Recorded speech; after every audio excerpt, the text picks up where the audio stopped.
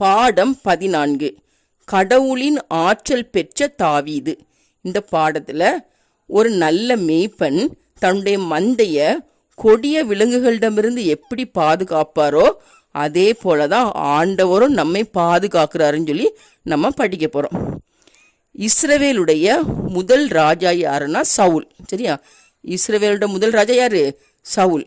சவுல் ராஜாவா இருந்த காலத்துல இஸ்ரவேலுக்கும் பெலிஸ்தியருக்கும் அடிக்கடி சண்டை நடந்துக்கிட்டே இருக்கு. எப்போ பார்த்தாலும் இந்த பெலிஸ்தியர் இஸ்ரேலோட சண்டை போட்டுக்கிட்டே இருப்பாங்க. அப்படி இருக்கச்சுல ஒரு நாள் இந்த பெலிஸ்தியர் என்ன பண்ணுவாங்கன்னா எபேசு தம்மீம் அப்படிங்கிற ஒரு மலையில இஸ்ரேலுக்கு விரோதமாக சண்டை போடுறக்காண்டி நிற்பாங்க. பெலிஸ்தியர் படையெல்லாம் எங்கே நிற்குது? எபேசு தம்மீம்ங்கிற இடத்துல நிற்காங்க. இஸ்ரவேல் சவுல் இஸ்ரவேலுடைய சேனையெல்லாம் எங்கே இருக்காங்கன்னா ஏலா பள்ளத்தாக்குங்கிற ஒரு மலையில இருக்காங்க. சரியா? 2 மலை. ஒரு மலைக்கு பேரு எபேசு தம்மீம். அங்க யாரு இருக்கா? பெலிஸ்தியர் இருக்கிறாங்க. இன்னொரு மலையில ஏலா அப்படின்னு சொல்லி பேரு. அந்த ஏலால யாரு இருக்கா? இஸ்ரேல் ஜனங்கள் இருக்காங்க. அப்படி இருக்கச்சுல இந்த பெலிஸ்தியருடைய தலைவன் பேரு கோலியாத்து. அவன் பயங்கர உயரமா இருப்பான். சரியா? இந்த கோலியாத்துக்கு ஊர் காத்து. இந்த கோலியாத்தோட ஊர் பேர் என்னது? காத்து. இந்த கோலியாத்து தினந்தோறும் டெய்லியும் நின்றுட்டு இந்த இஸ்ரவேல் சேனையை நிந்திச்சுக்கிட்டே இருப்பான். ஏதாவது தூசிச்சுட்டு குறை சொல்லிக்கிட்டு அப்படியே இருப்பான். பயங்கர சவுண்டு போட்டுக்கிட்டு எங்களோட சண்டை போட வாங்க அப்படிலாம் சொல்லிட்டு இருப்பான். இதை கேட்டுட்டு இருந்த சவுலும் அந்த இஸ்ரவேல் சேனை எல்லாரும் பயந்து போய் இருப்பாங்க. அப்படி இருக்கச்சுல ஒரு நாள் தாவீது என்ன பண்ணுவார்னா ஆடு மேய்ச்சிக்கிட்டு இருப்பாரு. இந்த தாவீதோட அப்பா பேரு ஈசாய். தாவீதுக்கு ஊர் பெத்லஹேம். தாவீது எந்த கோத்திரம்னா யூதா கோத்திரம். சரியா? தாவீதோட கோத்திரம் யூதா.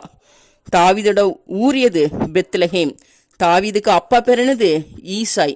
தாவீது என்ன வேலை பார்த்துட்டு இருக்காரு? ஆடு மேய்ச்சிக்கிட்டு இருக்காரு. சரியா? தாவீதோட தொழில் என்னது? ஆடு மேய்க்கிறது. அப்படியே ஆடு மேய்ச்சிட்டு இருக்கச்சுல அவங்க அப்பா ஈசாய் தாவீதுகிட்ட சொல்லுவாரு, உங்க அண்ணன்மாரு 3 பேரும் இஸ்ரவேல் சேனையில இருக்காங்க. சரியா? அந்த இஸ்ரவேல் சேனையில இருந்த தாவீதோட அந்த 3 அண்ணன்மார் பேர் என்னதுன்னா எலியாப், அபினதாப், சம்மா. சரியா? என்ன பேரு? எலியாப், அபினதாப், சம்மா. இவங்க 3 பேரும் இஸ்ரேல் சேனையில இருக்காங்க. அதனால நீ என்ன பண்ண, உனக்கு கொஞ்சம் பலகாரம் தாரேன், அதை கொண்டுட்டு அங்க சேனைக்கிட்ட போய் உங்க அண்ணன்மாரெல்லாம் நலமா இருக்காங்களா சொல்லி நலம் விசாரிச்சுக்கிட்டு வா அப்படின்னு சொல்லிட்டு என்ன பண்ணுவாருன்னா ஒரு மரக்கால் மாவும் 10 அப்ப துண்டுகளையும் தாவீது கையில கொடுத்து போய் நல்லா விசாரிச்சுட்டு அவங்க அண்ணன்மாரை போய் நல்லா விசாரிச்சுட்டு வா அப்படின்னு சொல்லி அனுப்பி விட்றாரு. எதெல்லாம் கொடுத்து அனுப்புனாரு? ஒரு மரக்கால் மாவு 10 அப்ப துண்டுகளை கொடுத்து அனுப்புறாரு. இப்போ தாவீது இதெல்லாம் கொண்டுகிட்டு எங்க போறாரு? இஸ்ரேல் சேனைகிட்ட போறாரு. அங்க போனா கோலியாத்து இந்த இஸ்ரேல் சேனைய, தேவனுடைய சேனைய நிந்திச்சுக்கிட்டே இருக்கிறாரு.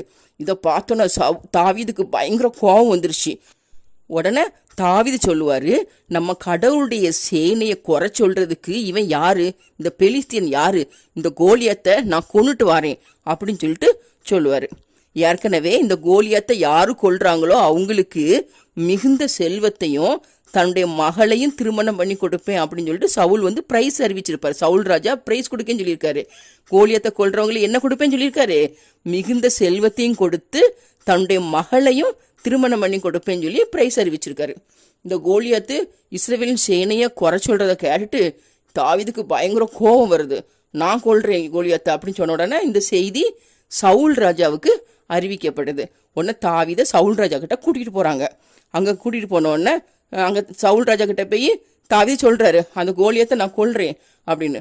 உடனே சவுல் சொல்லுவாரு, நீ சின்ன பையனா இருக்க, ஆனா அந்த கோலியாத்து தன்னுடைய சிறு வயது முதல் யுத்த வீரன் அப்படின்னு சொல்ற, அதனால நீ உன்னையால அவனை கொல்ல முடியாது அப்படின்னு சொன்னோடனே இந்த தாவீது சொல்லுவாரு, நான் என்னோட ஆடை மேய்ச்சிட்டு இருக்கச்சுல ஒரு முறை சிங்கமும் ஒரு முறை கரடியும் என்னோட ஆட்டை அப்படியே பிடிச்சிருச்சு. உடனே நான் துரத்திட்டு போய் அந்த சிங்கத்துக்கு வாயையும் அந்த கரடிக்கு வாயையும் பிடிச்சி அந்த வாயிலிருந்து என்னோட ஆட்டை தப்பிச்சது இல்லாம அதுக்கு தாடியை பிடிச்சு வாங்கி அடிச்சு அதை கொன்னுட்டேன். அந்த அந்த சிங்கம் கரடி மாதிரி தான் இந்த கோலியாத்தம். சரியா? கர்த்தர் என் கூட இருக்கிறாரு. எப்படி அந்த சிங்கத்துக்கு கைக்கும் அந்த கரடின் கைக்கும் கர்த்தர் என்னை தப்பி வச்சாரோ அதே போல இந்த கோலியாத்துக்கு கைக்கும் என்னை தப்பி வைப்பாரு. அதனால நான் போய் அந்த கோலியாத்தை கொல்றேன் அப்படின்னு சொன்ன உடனே சவுல் ராஜா தாவீதை பார்த்து சொல்லுவார், நீ போ, கர்த்தர் உன்னோடே கூட இருப்பார் அப்படின்னு சொல்லி அனுப்பி விடுறாரு. கர்த்தர் தாவீதோடு கூட இருந்ததுனால தாவீது அந்த கோலியாத்தை ஈஸியாக கொன்றுவார். இப்படி தான் கர்த்தர் தம்முடைய மந்தையாகிய இஸ்ரவேல் மக்களை பாதுகாக்கிறதுக்கு தாவீதை தெரிந்து கொண்டாரு.